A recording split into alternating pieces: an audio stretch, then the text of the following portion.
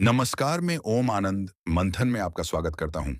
आप सोच रहे होंगे ये आवाज तो बदली हुई है। हाँ, लेकिन शब्द मेरे ही हैं। आज दो रिपोर्ट आपके सामने रख रहा हूं। एक 2014 की तो दूसरी 2025 की। देश कहां से कहां आ गया है, इसके लिए कौन जिम्मेदार है, आज का मंथन इसी बात पर है। अगर आपको सच पसंद नहीं है तो ये वीडियो आपके लिए नहीं है। अगर आप रूबरू होकर मंथन में शामिल होना चाहते हो तो आप अपना नंबर कमेंट में लिख सकते हो। मैं अपनी बात महाभारत काल से शुरू करता हूं। एक समय था जब एक राजा था। वो जन्म से अंधा था, लेकिन ज्ञानवान था। लेकिन उसके पुत्र मोह और गलत मार्गदर्शन ने उसे स्वार्थवान बना दिया, और परिणाम स्वरूप देश आर्यव्रत को बर्बादी के द्वार पर ला दिया। लेकिन उस समय इस बर्बादी में जनता का कोई हाथ नहीं था। आज आर्यव्रत यानी भारत फिर से बर्बादी की तरफ तीव्र गति से अग्रसर हो रहा है। लेकिन इस बार बर्बादी के लिए राजा से ज्यादा जनता जिम्मेदार है, क्योंकि इस बार राजा अधिक ज्ञानवान, महत्वाकांक्षी तथा जनता नेत्रहीन है।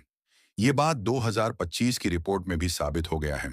इस बार नेत्रहीनता कारण है धर्म की पट्टी और स्वार्थ की चाशनी, और बांधने व खिलाने वाले हैं राजनेता व धर्मनेता। मैं किसी एक धर्म वर्ग की बात नहीं कर रहा हूं।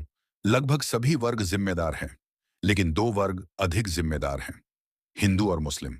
अगर वो लोग ये सोचते हैं कि उनका वर्चस्व कायम हो जाएगा तो सब ठीक हो जाएगा, तो वो अपने विवेकीय दिवालियापन का पुरजोर प्रदर्शन कर रहे हैं। अगर ऐसा होता तो हिंदू राष्ट्र मुगलों का गुलाम नहीं होता, और फिर दोनों अंग्रेजों के गुलाम नहीं होते। आज भी सिर्फ झंडा बदला है, लेकिन देश की जनता आज भी गुलाम है, क्योंकि गुलाम की अपनी कोई सोच नहीं होती। उसकी आंखों पर आंखा की बंधी पट्टी होती है, और वो शब्द सुनकर अनुसरण करता है। उसे अच्छा गलत कुछ समझ नहीं आता, और उसे विरोध करने का अधिकार भी नहीं होता। जो विरोध करता है उसे संस्था, समाज या फिर दुनिया से निकाल दिया जाता है। यहां लगता है इंसान का चरित्र कुत्ते के समान है। वो भी सिर्फ उसी का वफादार होता है जो उसे टुकड़े डालता है। वो गलत है या सही, कुत्ते को इस बात से कोई सरोकार नहीं होता ही। कुछ ज्यादा तो नहीं हो गया। चलो वापस मुद्दे पर आते हैं। देश की खुशहाली के लिए हमेशा एक अच्छे शासक की जरूरत होती है, जिसे चुनने का अधिकार जनता के पास है।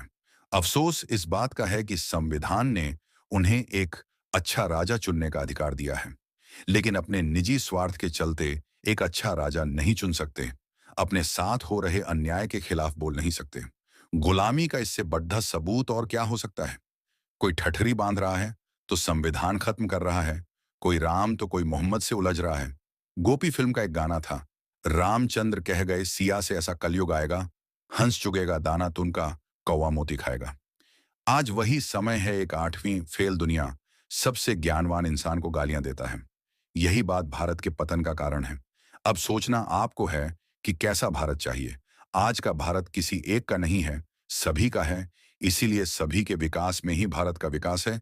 वर्चस्व की धारणा भारत को खत्म कर सकती है। समझ लो तो अच्छा है, वरना महाभारत तो आपका पसंदीदा विषय है। जय हिंद, जय भारत।